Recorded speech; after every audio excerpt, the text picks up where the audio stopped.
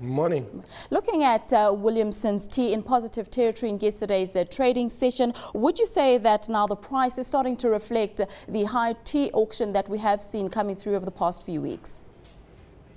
Well, I think investors are taking positions.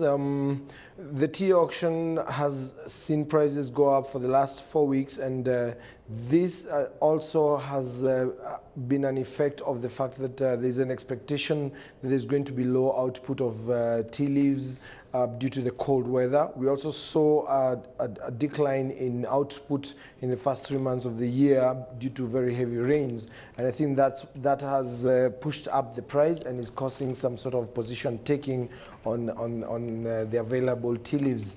What I think is that Williamson Tea is also a very good dividend payer, and in as much as the stock is a very illiquid stock, any activity on that stock and any position taking on that stock, however small amounts of shares are actually traded, can have a significant change or can cause a significant shift in the price, in which case now we do expect that going towards the middle of the year, then they could be announcing again, and investors are trying to cash in on that.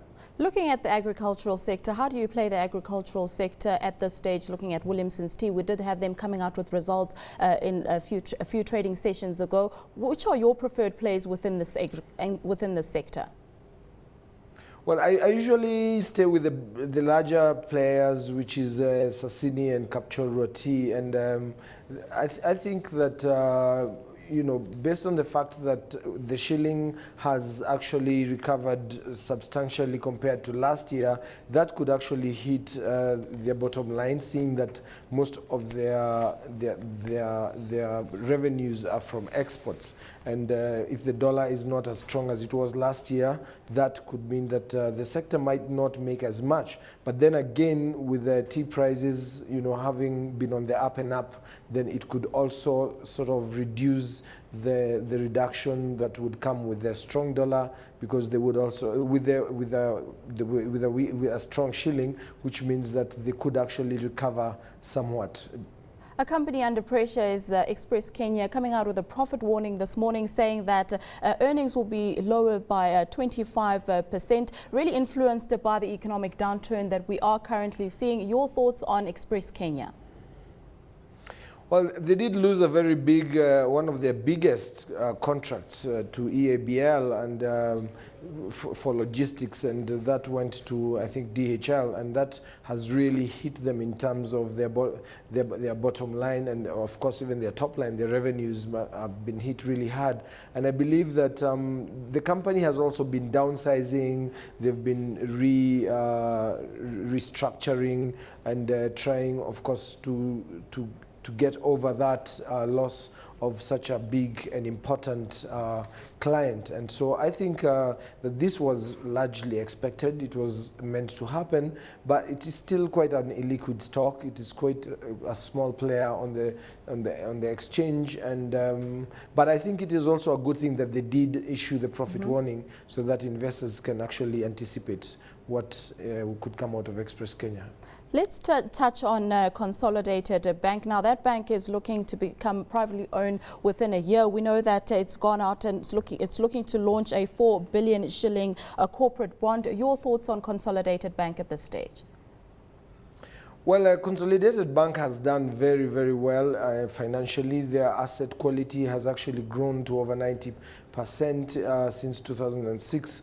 The bank is looking to expand and to show up its Tier 2 capital, and that is why they are issuing a medium-term note currently on the market. Actually, that opened on Monday at the 9th and will close, I think, on the 20th.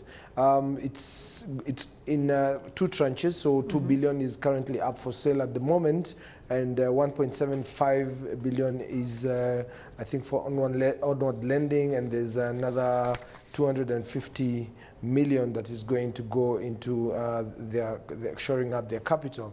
But I think Consolidated Bank will be in the news for a while, considering that once they actually do this, we are also expecting to hear that the government I think had said they're going to put in some more capital to the tune of, I think, 500 million. And I think also once we have a privatization commission, we could be expecting to see Consolidated Bank planning to list. So I think that is one bank to watch right now. There's a lot happening in there. How about Diamond Trust Bank? We know that they are due to offer a rights issue on the 17th of July, but the share price keeps falling. It's currently the offer price is at 74 shillings, but the share price is currently below that. Your thoughts on the type of demand we could see for that rights issue going forward?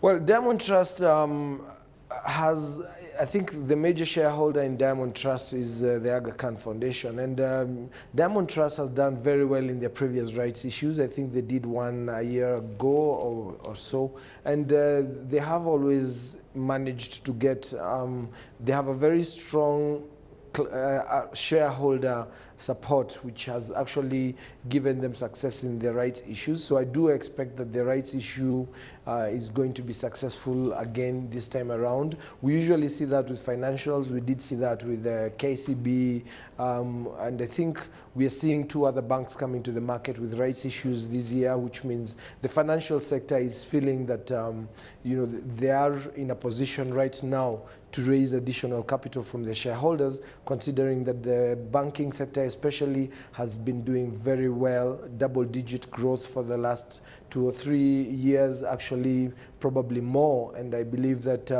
this has caused a very strong positive sentiment towards the sector, and that means that they feel that this is a good time to actually come back to the market and show up their capital. And that also is informed by the fact that they are expanding. You know, there's agency banking coming up, there is branch expansion, regional expansion. So there is a lot happening in the financial sector. That means that they do need to increase their capital base.